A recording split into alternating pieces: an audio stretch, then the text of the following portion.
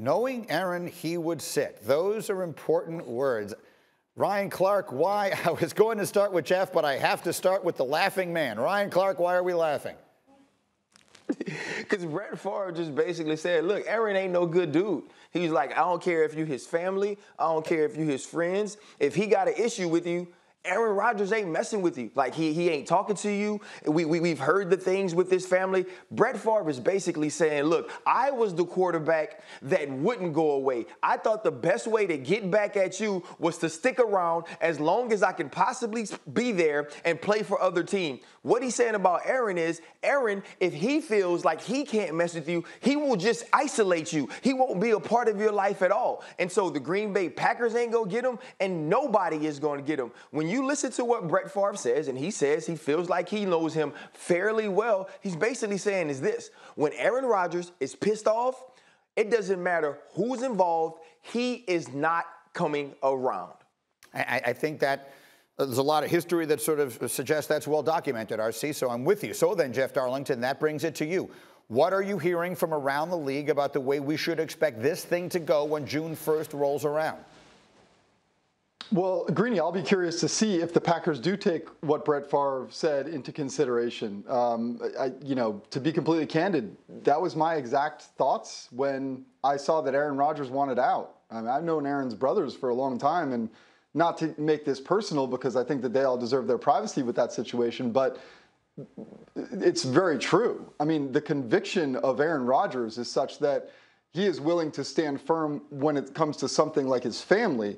So if it's about a football organization, I mean, I just can't expect the Packers to look at that and say, yeah, we're going to flip this guy and make him want to come back. That said, Matt LaFleur continues to try to do that. Aaron has no problem with LaFleur. LaFleur has flown to L.A. to try to talk to Aaron about it. It's still about management and what happens there. You bring up a good point, though. They've got just under a month right now to kind of go through some marriage counseling because they can't really trade him until after June 1st anyway. So they can continue to use that excuse, kind of milk things for the next several weeks to see if maybe they can make some headway with Aaron. But I go back to the same thing I was saying before. It's been years on a much more personal situation. I don't know if a month is going to be enough to really sway Aaron Rodgers' opinion.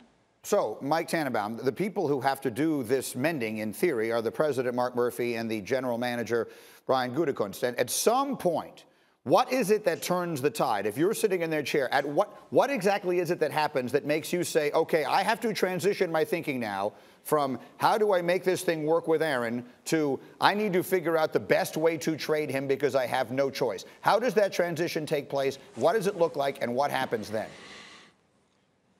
Yeah, there's an inflection point when he doesn't show up for training camp, and you have to make the determination. We're not going to cut our nose to spite our face and not let him play this year because that's lose-lose. He doesn't play. He becomes the next Carson Palmer who sat out the whole year, and then we get no value for Aaron Rodgers. And once that point happens, they'll give permission to other teams, and they'll see what the best package is. And here's where it gets really interesting, and we have strange bedfellows, Greedy, which is there's a contract between Team A and Team B.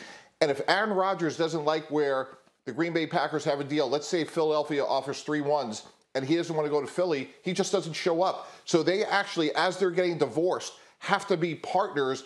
Ironically, I lived this a decade ago where we had to recruit Brett Favre at the Jets for about 3 weeks to make him want to come to New York because Green Bay wanted him out of the NFC. So same dynamic. He may not want to go to Philly. Let's say he wants to go to Denver or Vegas.